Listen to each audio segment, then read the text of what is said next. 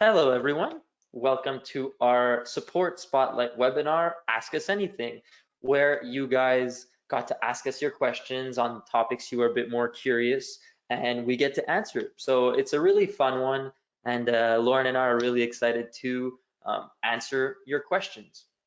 So we're going to kick it off with a little poll to give people time to settle down a bit. And we have two questions that we would like to ask you guys. So first one, how long have you been an Amilia client? So feel free to answer. Your answers are all anonymous, so don't worry about that. And yeah, we were just curious. So I see the answers coming in. Thank you for your participation, guys. It's about half and half right now for less than a year and 1 to 2 years. So newer clients today, welcome everyone. If it's your first webinar, welcome as well. Happy to have you guys. I'll give people another 5 to 10 seconds to answer. Yep, so really our demographic is about half in less than a year and 1 to 2 years, really interesting. So that's super cool. Happy to have you guys on board. I'm gonna close this one. And we're gonna launch the second question, which is, which of the following topics would you like to hear us cover in the upcoming webinars? So this is a really fun one that we were curious because we're starting to work on our next webinars and we want to know what you guys want to do. So as choices, we have discounts, drop-ins and multi-passes, Amelia's API and integrations, staff, administrators, and permissions, and embedding your store with the iframe.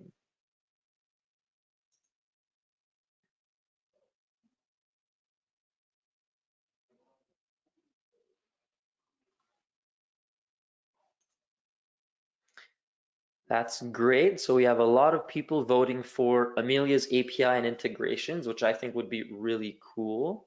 We also have a lot of people voting for discounts. Interesting.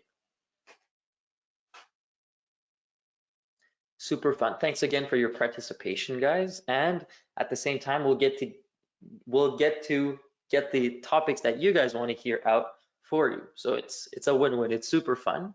I'll give you guys another 5 to 10 seconds to answer.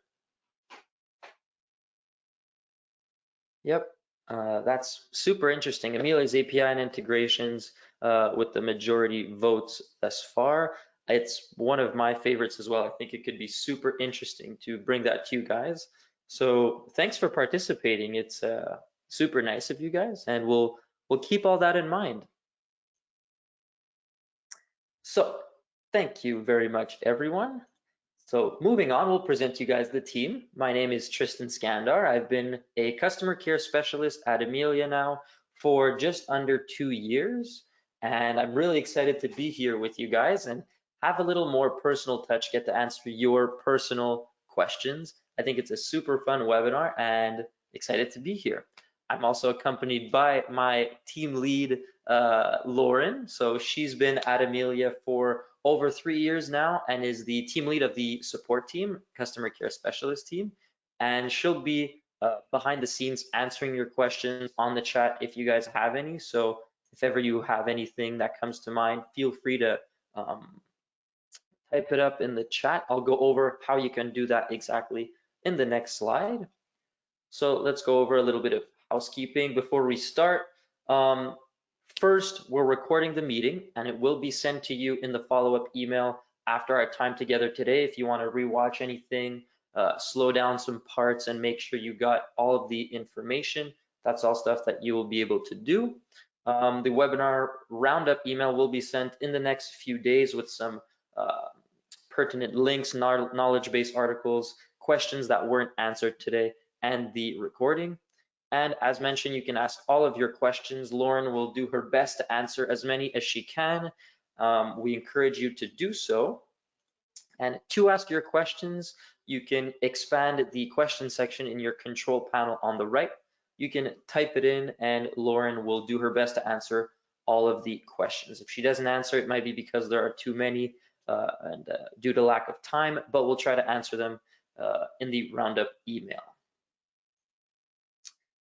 So as you know, we structured this webinar a little differently than usual this time. So you sent us your questions when you registered and let us know if you wanted them to be anonymous or not.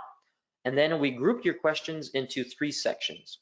First is general Amilia questions, secondly, technical questions, and third, questions about the future, so improvement requests, for example. We're going to go over each section, and after each section, we are going to take some time to answer any additional questions that might have come up and take a quick break for some people, and then we'll move on to the next set of questions, the next category. Starting off with our first category, our first section, general Amilia questions. So what does beta mean? You might have heard this buzzword float around once or twice, but what does it actually mean within Amilia?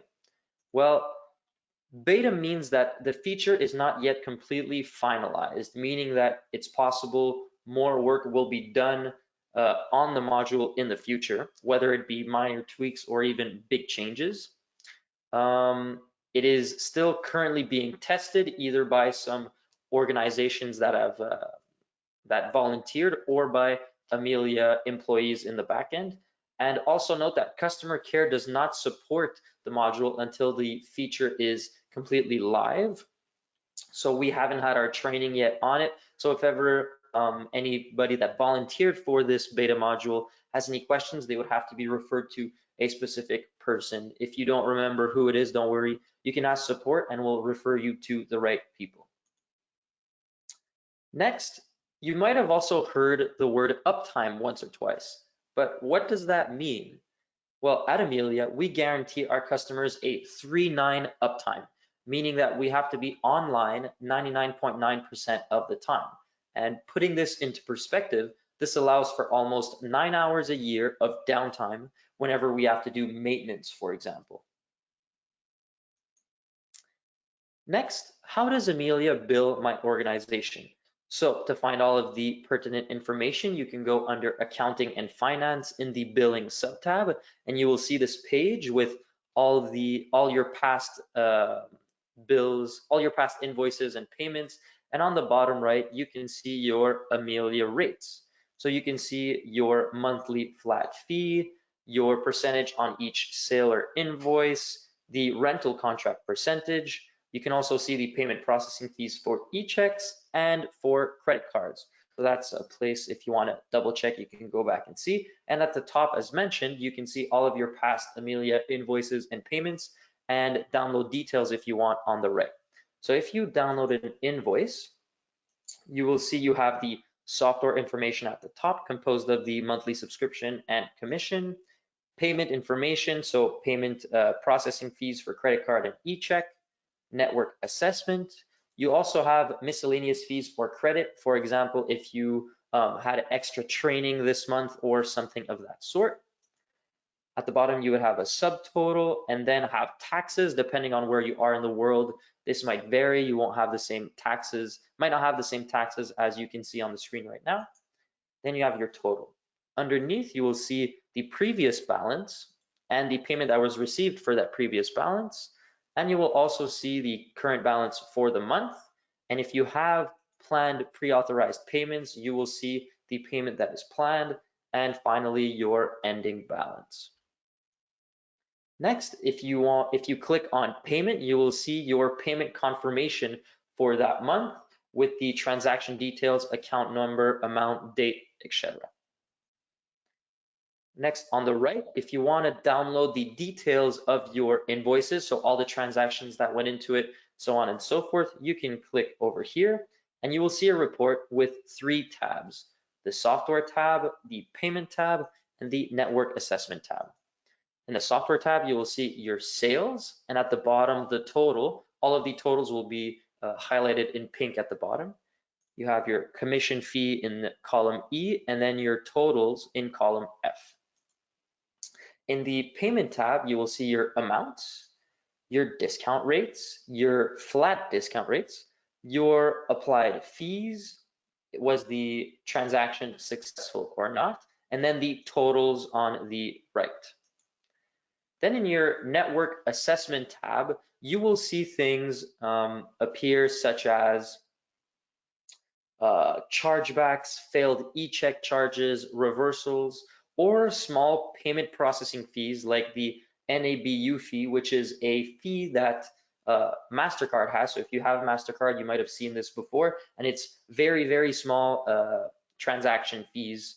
The fee is currently set at 0.0195, so it's a very, very small marginal amount, but it's there in your network assessment tab.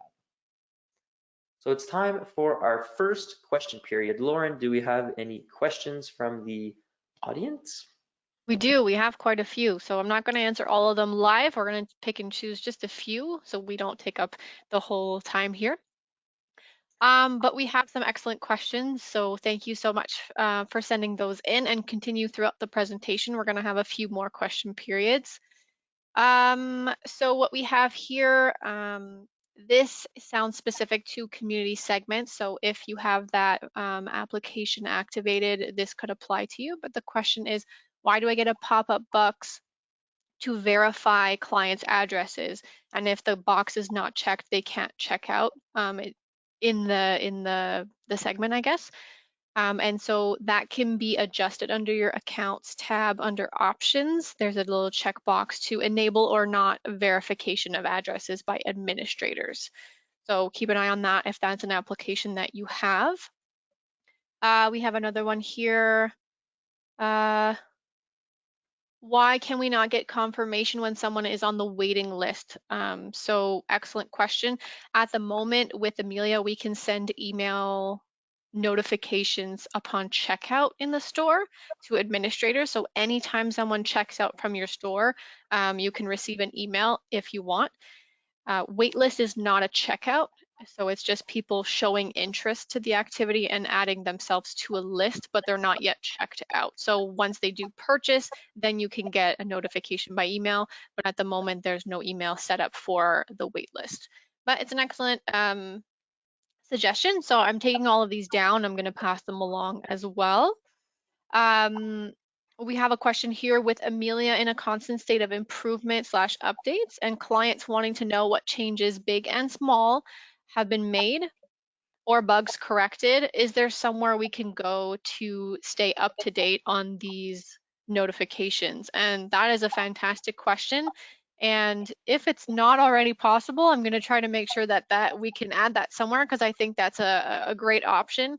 We do have a section under when you want to start a chat with us. You can search for an article, and then there's a section called What's New with Amilia. So we have notifications there of new things that we've implemented, so you can keep an eye there. We're not going to have every single little improvement or movement of tabs in the platform there, but the big ones will be there. Same with bug fixes. Not all bugs touch every organization. Some of them are specific to a few organizations or maybe just one. So we can't have them public for everyone because sometimes they don't affect everyone. So we're going to stop there for questions. There's a lot more coming in, so keep sending them. We're going to have another question period in a sec. Go ahead, Tristan. Thank you very much, Lauren, and thanks guys for your participation. This is super cool and great questions. Really feel free, if you have any questions, ask them, because if you have that question, somebody else probably has it as well. So it's really, really cool. Love to interact with you guys, and yeah, send in your questions. But let's move on with the presentation. Moving on to the second section, technical questions, starting with, how can I copy activities that have happened in the past for a new session? So let's say, for example, you run a fitness center and you had your program that you've set up in the past, and you want to make slight adjustments for this year, for 2021, and you want to create your new program, but you don't want to start it from scratch. Well, what you can do is a three-step process. So firstly, you have to create your new program. Secondly, you can then import your activities from your previous program into your new program. And then third, you can mass edit your activities, add some, delete some, and do all the changes that need to be done so that your new program is ready to go. So we have a video for you guys detailing the steps that you can go through to achieve this goal. Firstly, as I mentioned, you can create your new program in the Programs tab, enter in all of the information, general information, name, ledger code, any important information, the forms that are linked, and then once you save it, you will see that it will appear under your Activities tab. As you can see, there are no activities currently in the program. So if you want to import your activities, you can click on Operations, then Import Program.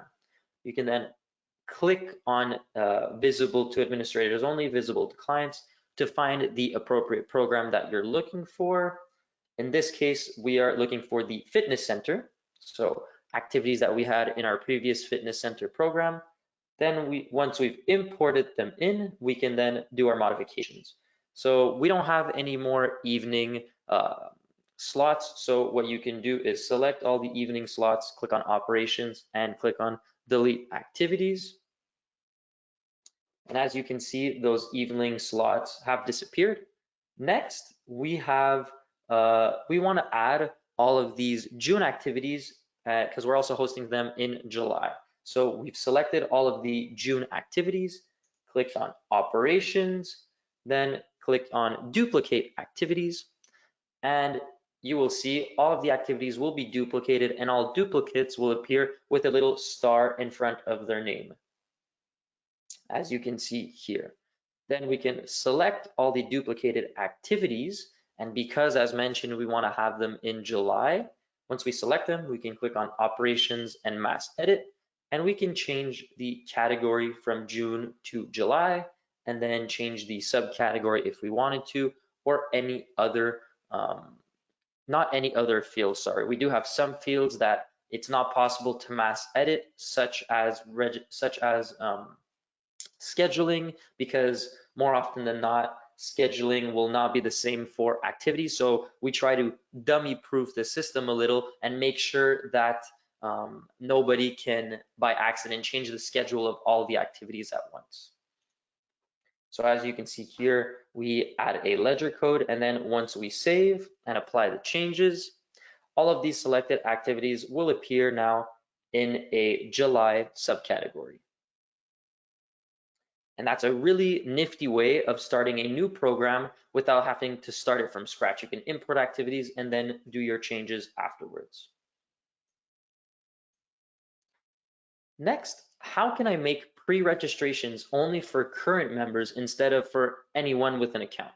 So great question. If you've ever created a registration period, you might have noticed that you can select in the who can register for this activity box, either existing clients or everyone. Existing clients meaning anybody within your organization that has been on your store before or anything like that. But what if you wanted to create a pre-registration period for a specific group of people? So people that have registered for that specific activity, for example, last year. Well, there are multiple ways to do this, but we think there are the two best ways to do it is using the secret link or skill required. So for secret link, each activity has its own secret link. As you can see on the top right over here, when the status of an activity is set to hidden, nobody can see it on your store. However, people with a secret link, once they click on that secret link, can still access this activity. So the procedure to set up this would be to have your secret link sent out to clients while your activity is hidden, and have them register as long as it's in a current registration period. So it's important to note that even with the secret link, if it's not within a registration period, your clients won't be able to register. So if you send out a secret link for people to register, make sure that it's within a registration period. Next, you can also use skills required. So at the bottom, you will see there is the skill section that you can expand and set to have a required skill to register to the activity. So what you can do here is, let's say that you have a class that you hosted last year and you want these specific people to be able to register. What you can do is go under the skill tab and then under mass assign. You can find your clients either by membership or by activity, And then once you have your clients, you can select a skill to be assigned. It could be a newly created skill if you want. Then select the person, and you can assign this skill to to the people within that activity. And at that point, only they have this new skill. So what you can do, for example, if you want to give them a week before everybody else to register, you can set this skill as required to register to this activity. And so for that specific week, they will be the only people that are able to register. And when the week is up, you can remove and uncheck that skill as required, and therefore everybody will be able to register. Next question, what is the best way to associate fixed charges to an activity? Great question. So if you go under the discount and fees tab under the fees subtab, note that the fees subtab is an app. And so if you don't see it, you can go under the apps tab, and it is free of charge. All you need to do is search it up. So you can search fees, and you can basically activate it, and within a few seconds it will appear. And so then you can start using it. Do not worry, there are no fees associated to it.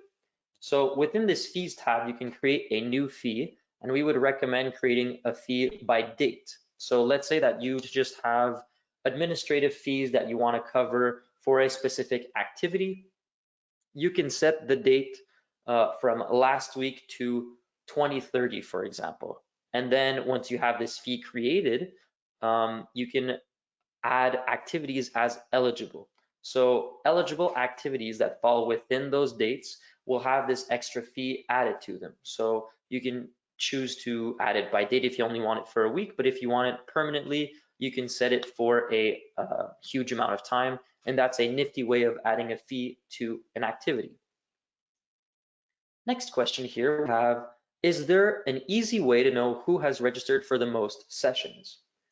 So if you go under the reports tab, under the standard subtab, in the activities section, you'll see that there's a report named registration information.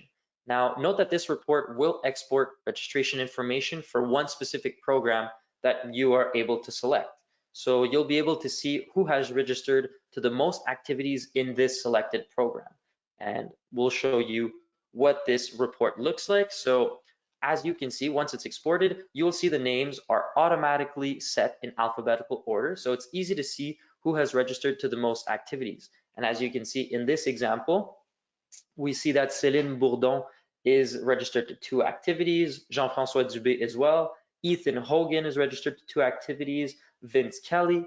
And it's fun because if you want, for example, to know which family has registered to the most activities, you can look at the last name column, or if you want to know which person specifically, you can look under the first name column. Next question, is it possible to set up more than one account with the same email? So it's not possible because each account has one email used as the username when logging in. It is, however, possible to have 2 accounts with 2 different emails, which means that one person could have 2 accounts if they used and created them with 2 separate emails, which leads to our next question, which is there a way for us to merge accounts without contacting support? Long story short, it is not. And merging accounts may seem like a simple task, but it actually involves many delicate sub-processes in the background. And this is to assure that information on accounts remains intact and no transaction history is removed or modified. And when merging accounts, errors or a wrong merge could be quite costly and have more consequences than one might think at first. But that's why only the support team can do merges. And anyway, it's okay. We love talking to you guys, so it gives us a little extra reason to. Next question, when customers update their payment method on their account, is there a way to have Amilia also update their post-dated payment plans? Excellent question, we get this one a lot. So when customers, if an installment plan is purchased and paid for using a saved credit card, then that saved card is linked to the installment plan, meaning that if the client were to go into their account and change the saved card on file, it would automatically update the card used for the installment plan. However, if the purchase was made with a card that's not saved on file, so that they had to manually input all of their information, then updating the payment method of the installments must be done manually in the account by an administrator. So it can be done by the client. So just to show you guys, here in this case, we have Timothy Hortons that does have a saved card on file, and you can see all of his upcoming payments. So if he were to replace his card because it's expiring soon or for whatever reason, these upcoming payments would also be, his installments linked to this card, sorry, would also be updated. However, if the purchase linked to the installments was made with a card that is not saved on the account, then the administrator would have to go in the client's account, click on view post-dated payments, the orange button, and once they see all of the installments coming up, they can select which ones they would like to modify and then click on update payment method. Moving on, how can I process partial refunds to a client's card without canceling their entire purchase? So let's say that you had to cancel the last class due to whatever reason, or somebody was injured, but you don't want to remove them from the list and you don't want to cancel their invoice or their registration. So here, as you can see, Bobby Brown's expected balance is $0. He has a current balance because he has post-dated payments coming up, so that's fine, but his expected balance is 0. So if we were to simply refund Bobby, the system would think that Bobby still owes that money. So what we're gonna do here is create a credit at first for the amount that we wanna refund, and then we're gonna refund Bobby. So to create this credit, we are going to click on operations, create credit, and here you can select the type, the ledger code associated, enter in the amount. In this case, it will be $52.50 because that is 25% of the class. That's the amount that we want to refund. And you can select to include the taxes or not. And we always encourage to enter a description or administrative comment, because if you come back to it later on, you might not remember why you did these things. And this is a great way to enter a little note. So if you have to come back to it, you will know why exactly you refunded this person. So once it's saved, you'll notice that Bobby now has an expected balance of $52.50 in credit. So what we can do now is go directly to an electronic payment via Amilia. So when you want to refund somebody directly on their credit card, you can do so by expanding their electronic payment via Amilia. So once you expand this one, for example, you can click on refund, and then you can change the amount. In this case, we're going to change it to $52.50. My apologies. And note that the payment must have been done in the last 12 months. Otherwise, you will not be able to perform the refund, and you can't refund an amount that is superior to the amount that was paid.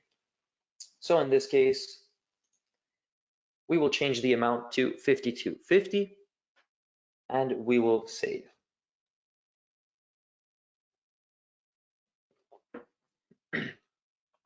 And once the refund is saved, the refund is being processed. And as you can see, the expected balance is now $0. Whoops. Next, we have a question from June from Inspire Sports Victoria, who asks, how can I correct an incorrect reconciliation that has been done automatically?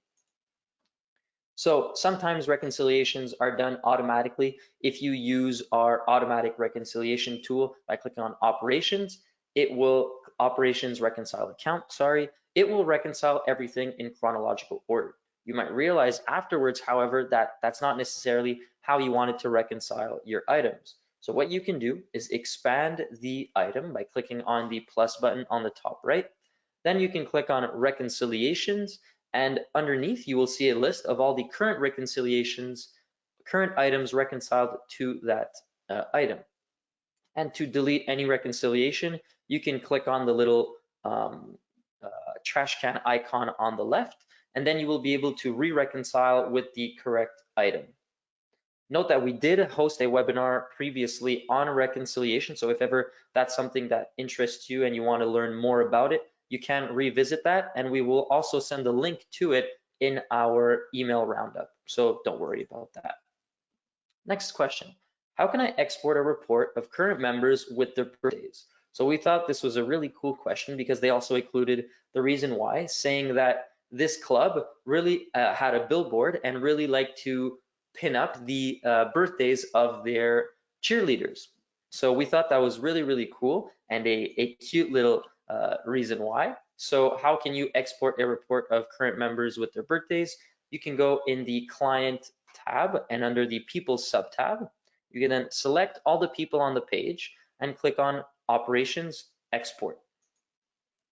Then you will have a report that looks like this with all of your all of the people linked in your organization, and you can then filter them by month. So to do so, you can select the titles at the top, click on filters, and then under date of birth, by clicking on the little arrow, you will see that you can add filters. For example, if you want to know who was born in 2012, you can do that. Or if you select all, you can add date filters and therefore look at who was born in the month of January, for example. And once you click on it, you will then see everybody that was born, in this case, in June. And that's a really easy way with it, quick manipulations in Excel to see who was born in what month. And don't worry if ever you want to revisit this video, we'll have it in the webinar roundup.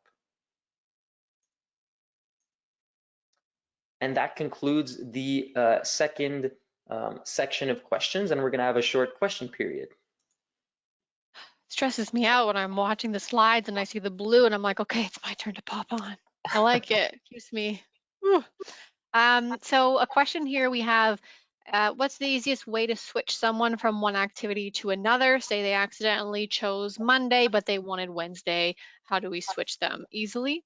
So the quickest way, if they're in the same program, you can use the replacement tool. So you can easily just switch them from one activity to another. If they are in different programs, you will need to cancel and purchase the next activity. But when you cancel, you don't necessarily have to refund, just credit them and then use that credit to purchase the new activity. So great question. There was something else here that I wanted to touch on. Oh yes, so we, this organization are currently focusing on new memberships.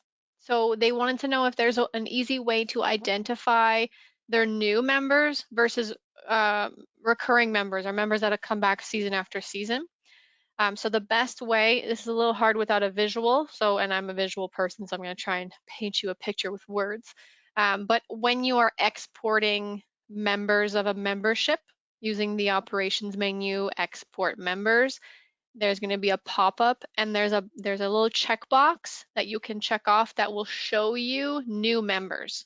So by checking off that box and exporting your list, you're going to have a list of everyone, and next to the new people, it will say new. So that's pretty helpful. It will show you who's new that year. This is the same thing under activities. If you want to see any new participants, any new people in your club, there's that checkbox there for that. Let's take one more here. So we have someone that they have a lot of clients that live one place, but they deliver or they pick up at a different place than their home address. So they wanted to be able to pull an attendance list with an address that would be different than the one where they actually reside or their billing address. I thought that was pretty interesting. So what I would personally recommend is just to create an extra question in your form, and you can have them enter the address where they would like to be picked up, or the address where you would like something to be dropped off, or however you want it to work. If it's an address that's different than the one that they have as their home address, you can add an extra question for that. And then maybe one last one. I think I just said one more, but there's just so many good ones. It's hard to pick from. Someone wanted to go a little bit more in depth with the pre-registration and activities. So as Tristan mentioned, there was a visual on how you can configure pre-registrations with current members, current existing members, or the whole public. And this person was wanting to go even more in depth with specific groups and maybe not use the secret links so much, and have the whole program available. So there's actually an option where you can add an access code to your whole program. So in that case, in this situation, it was with a group of volunteers. So you can send out an email to all your volunteers with the access code, and they can enter the code to enter the program, and then they can shop for all the activities within the program. So I thought that was interesting too. We'll continue on for now, but keep sending me your questions. So moving on, we're going to move on to our third category, questions about the future. So does Amilia have any software integration plans in the near future? Thank you, Kathy from Youth Singers of Calgary. Thank you very much for this great question. So yes, we do. And when it comes to integrations, we believe that the best of breed approach nowadays is the best one. Modern organizations operate on an ecosystem of specialized softwares. For instance, Amilians use more than 80 plus softwares in their day-to-day to operate their business. And when we say Amilians, we mean Amilia employees. And that being said, we would love to add more native integrations to our App Store. And we currently make integration decisions based on what our customers currently use and integrate with. We have identified a few tools you're using for communications and marketing, customer relationship management, accounting, HR, and business intelligence. And we will keep working on having them listed in the App Store in the near future. But until then, if you're looking to automate new tools with Amilia, you can always use Zapier, which is an app to build your own workflows. We have built an Amilia app in Zapier to enable our clients to create workflows with their tools as we work on building native integration. We also have Activity Messenger that can enable sending SMSs, forms, and electronic signatures in Zoom classes. We have Constant Contact, which is an email marketing app. We also have our API to facilitate exporting data. And we are currently working on a Power BI integration to facilitate data visualization, which I think would be really, really cool. And don't worry, we will send links to pertinent information about these apps in the roundup email if you're interested in any of them. Next, could you share the roadmap for the Amilia mobile app? So it's our intention to make additional updates to the Amilia app by the end of the year. And it's part of our long-term plan to make significant investments in the most engaging technologies for participants by 2023. And although trends show a major disinterest for apps over alternative mobile technologies, it's possible that this major investment would include app development. So that's something to stay tuned for. Next question from Duncan from Soccer World Batter Zone. Will we be able to charge different prices for people checking out and paying with credit cards versus cash or debit? So it's not possible because selecting the method of payment is the last step in the checkout process. It's not possible to modify the price of an item because it was confirmed in the first step of the checkout process when the invoice was confirmed by the client. So that's why that's something that is not possible. Next question, will we ever be given the ability to modify an invoice without having to create a new one? So for security reasons and to protect consumers, it is not possible to retroactively modify an invoice, as this capability could be used with fraudulent intentions. Even though most modifications would be fine, as we know that they would just be for mistakes that would be made, it is very possible that somebody does use it with fraudulent intentions, and it is for this reason that we unfortunately cannot allow retroactive invoice modifications. Next question that we touched on a little, what is the process for implementing new ideas from your clients? Thank you very much, Ashley from Absolute Gym. So improvement requests, because Amilia is updating constantly and we work extremely hard to bring the best experience to our customers, we have many customers and many improvement requests, and as much as we would like to have them all happen, it's not necessarily feasible. And just to give you an idea, we have received 50 improvement requests this month, and I've received a couple today, so we do have a little bit more, and 334 this year alone. So as much as we would like to do them all, it's not something we can really do. So it's our job in the support team to track each improvement request and note all the pertinent information that is related to it. So what would it be used for, who asked it, when they asked it, and so on. And then we pass it on to the product team, who takes them all into account when prioritizing what they are going to work on next. Next question, will we ever see customizable financial reports? Great question, as we have one of our development teams who is working on reporting and has been for quite some time now. Some changes have been made and some of you might have noticed. And that being said, there are some new reports that are currently being tested by some organizations, such as access points, fundraising campaigns, private lesson scholarship, multi-passes, and some of them have even been released, and these reports are all customizable. So I'll show you a little snippet of what it could look like. So here's a glimpse of our multi-pass report, where you can pick and choose which columns on the top left or fields to include in the report itself. So you can choose which information you want, what information is pertinent, so on and so forth. And you can even view it online directly on your web browser rather than having to export it if that's something that you prefer. And fasten your seatbelts, because we plan on bringing this feature to all of our reports. And we're really excited for that. And we think that it would be a great addition. And so that's something that we're working on and trying to bring as soon as possible. So that concludes our final category of already pre-asked questions when you guys registered. So Lauren, do we have any more questions from the audience today? We do have a few more, and some of them just came in, so I didn't get a chance to read those ones just yet. But some that came in a little bit earlier. What is the best one that we can use here? Not the best one, they're all good, come on. We have one that says, when adding a credit or a refund to an account, what's the difference between an admin note and a regular note comment on the credit? So excellent question. The comment note is for everyone to see, so the client can even see the note of that. So if you want to let them know why they're getting a credit, why they're getting a refund, maybe it's a class cancellation or something like that, you can add the note there. Whereas the admin note, that's for administrators only. So maybe it's something that you want to add the note so only other administrators can see. Maybe it's who did the credit, who did the refund, what the percentage is, what the calculation of that amount was. Maybe you don't want that to be public to the client. That's something you can add as an admin note instead of making that public.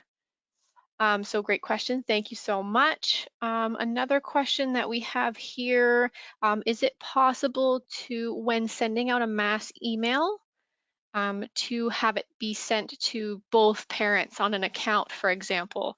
So at the moment, when you're sending mass emails to participants, it will be sent to one person on the account. However, it is possible in Amilia to add manually other addresses. So you can send a copy of and then add a bunch of emails manually if maybe if you have one or two that you wanted to add, that's a great option. Otherwise, on a more personal note, my boyfriend receives all the emails from our daughter's school and forgets often to tell me and update me on what's going on at the school. And then we always get in like a little fight, a little argument. You forgot to tell me about this. You forgot to tell me about this. So I know this is a struggle with a lot of parents separated or together.